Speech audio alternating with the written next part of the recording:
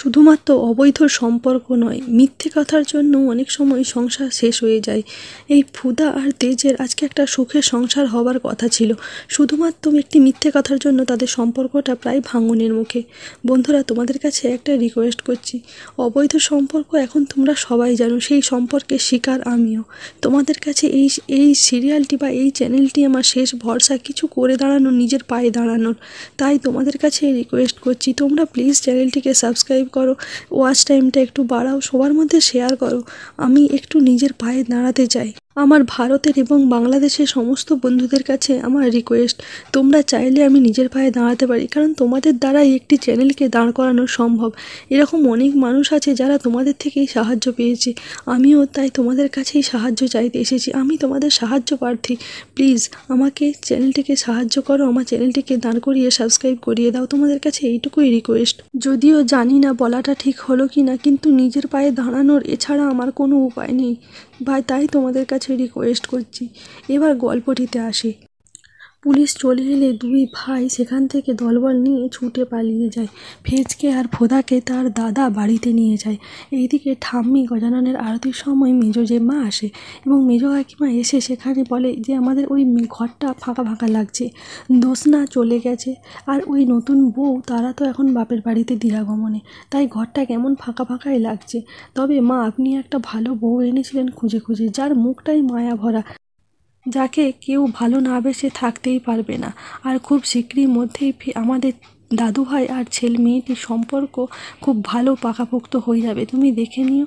ঠাম্মির কথাতেও সবাই আশ্বস্ত হয়। তারপরে গজাননের পুজোর জন্য আরতির জন্য প্রদীপ জ্বালাতে গেলে প্রদীপটি হাওয়া দিয়ে নিভে উল্টে যায়, এইবারেই বিপত্তি ঘটে। এইদিকে মা তখন এসে বলে কদিন ধরেই আমার ছেলেটার জন্য কুড়া গাইছে, ছেলেটা যাওয়ার পর থেকে একবারও ফোনও করেনি, আর আমি ফোন করছি সেও ধরছে না।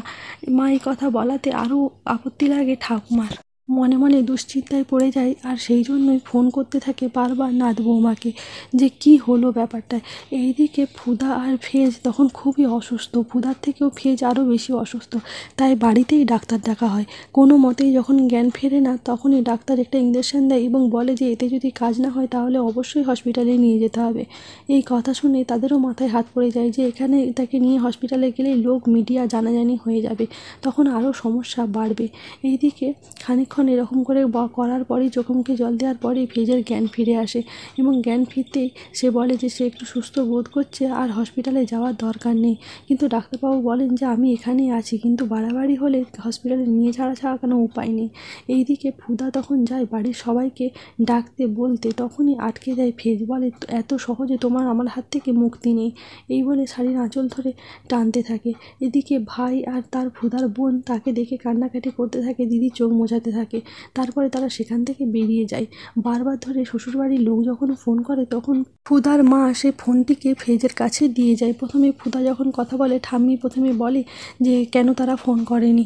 এইবার পূজা তার কাছে ক্ষমা চেয়ে নেয় ফোন না করার জন্য। তারপরেই ফুদা বলতে যায় যে তাদের একটা বড় বিপদ হয়েছে, কিন্তু সেটি বলার আগেই কথাটি আটকে দেয় ফেজ, ফোনটি নিয়ে নেয়, বলে না ঠাম্মি আমি ঠিক আছি, তুমি চিন্তা করো না।